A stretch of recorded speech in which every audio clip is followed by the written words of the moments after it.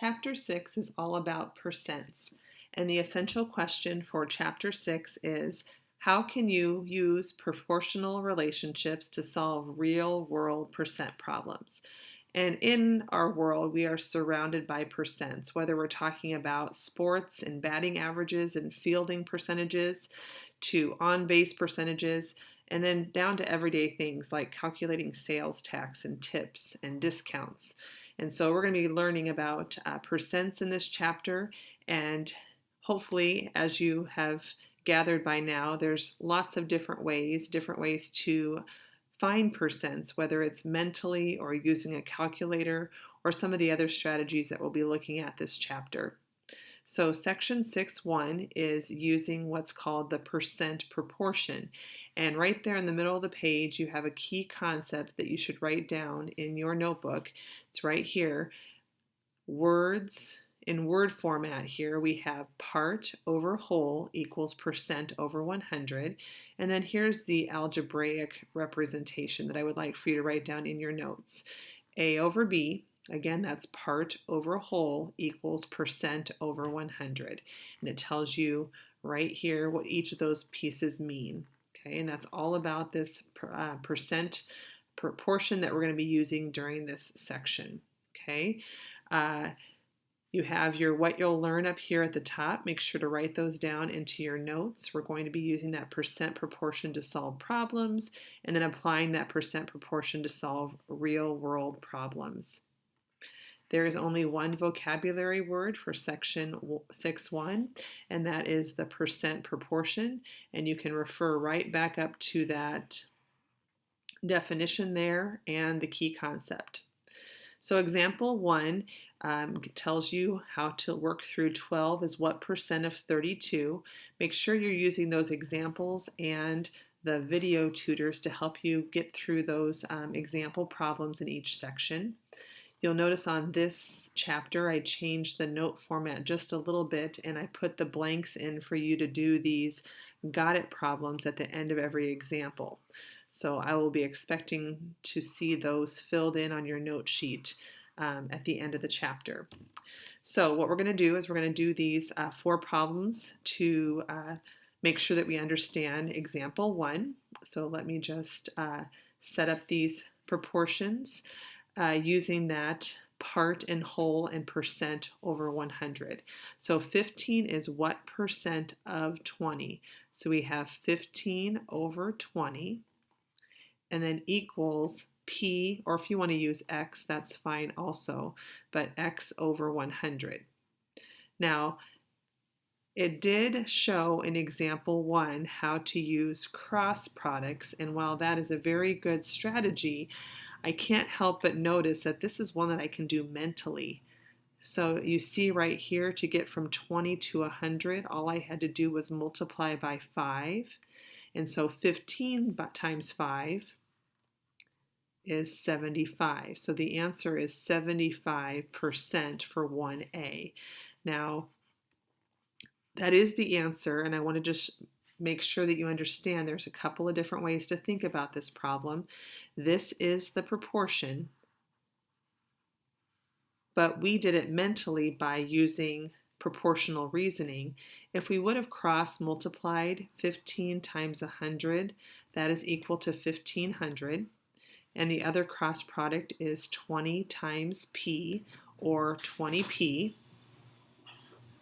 And when you divide both sides by 20, as shown in the example, you still get that same answer of 75%. So that's 2 different ways of doing the problem.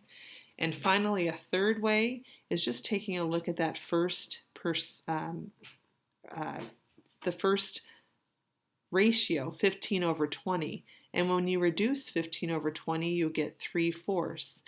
And we have that decimal equivalent memorized. 3/4 is equal to 0.75, which is 75% as a percent. So 3 different ways shown there, and again, I'm trying to model what the example in the book shows, but also make you aware of some different strategies for finding proportions, solving proportions. So what percent of 5 is 12? Make sure that when you're setting these up that you put the numbers in their proper order. So we're saying what percent of 5 is 12? So it's 12 over 5 equals x over 100. Why is it x over 100? Because we want to know what percent. And when I cross multiply here, I get 12 times 100, which is 1200. And then we get 5 times x, which is equal to 5x. Divide by 5, divide by 5, and we get x is equal to 240. 240 is the answer to 1C. Now you might have said, well, couldn't I have done that one mentally? And that is absolutely true. 5 times 20 is 100, and 12 times 20 is 240. You get the same answer. Okay, I skipped around there. That was 1A, and then I did 1C. So I'm going to jump over here to 1B. 100 is what percent of 25? So I have 100 is what percent of 25? So here's what my proportion looks like. Again, trying to make sure you know how to set up the proportion, and the strategy they're showing in this example is to cross multiply and then divide. But here's another example of how you can multiply by 4 to get 100, and 100 times 4 is 400. So in this case, 1B is 400. And finally, 1D, what percent of 18 is 9? So we have 9 over 18 equals x over 100. And when we cross multiply and divide, we get 50. But again, remembering that mentally we could reduce 9/18 to 1/2, and we know 1/2 is equal to 50 hundredths or 50%. Okay, we could also get that by taking 2 times 50 is 100, and 1 times 50 is 50. Okay, so there's example 1, setting up the proportion and solving for the percent. In example 2, we're looking at finding the part. And so in these examples, we're given the percent and we're given the whole number, but we need to find the part. And so if I just get my pen here ready, I've set up these proportions already, so we can cross multiply 11.4 and 330, and then 100 times x, and then when you divide by 100 on both sides, you get the answer. So for 2A, we're looking at 37.62, and you can just see by the answers here that we're going to be getting not nice, neat whole numbers. So it's okay to use your calculator. Just make sure you set up that proportion and you show your work. For 2B, we're finding 10.5% of 30. So the 10.5 is over 100 because the percent always goes over 100. And we're finding 10.5% of 30. So I take 30 times 10.5, and then 100 times x, and then I divide both sides by 100, and the answer there, kind of hard to see there, is 3.15. For 2C, again, setting up the same proportion with the percent over 100 and the part over whole, cross multiply, and then divide by 100. 2C is 65.025. And finally, 2D, 63.4% over 100, x over 12, cross multiply and divide. We get x equals 7.608.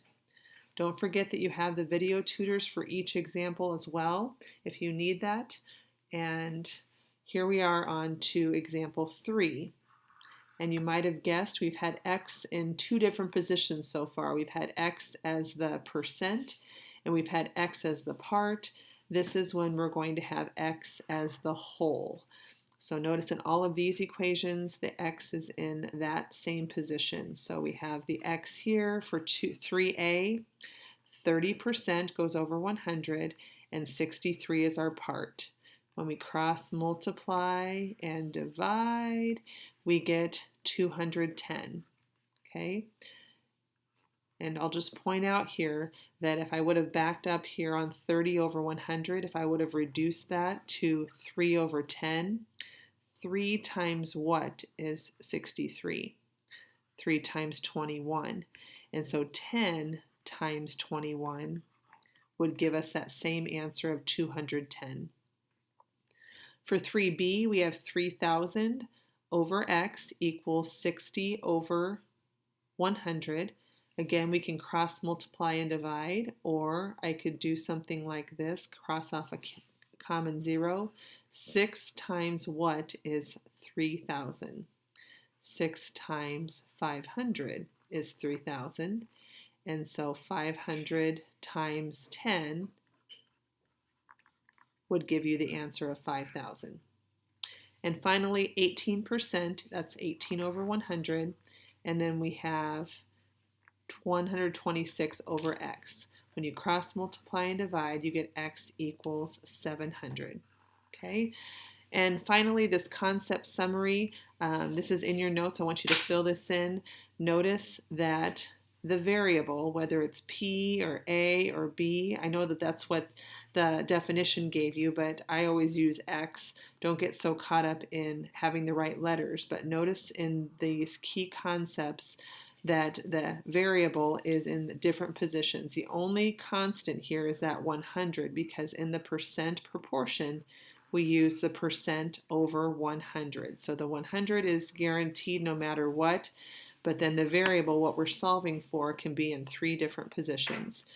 Hopefully that gives you enough information to get started on lesson 6.1, and in the next sections we'll be looking at a couple of different strategies for solving proportions, even though I kind of touched on those already. We have a proportion, we have an equation method, we also have mentally, and of course using a calculator to assist us. All are valid strategies for finding percents. Good luck.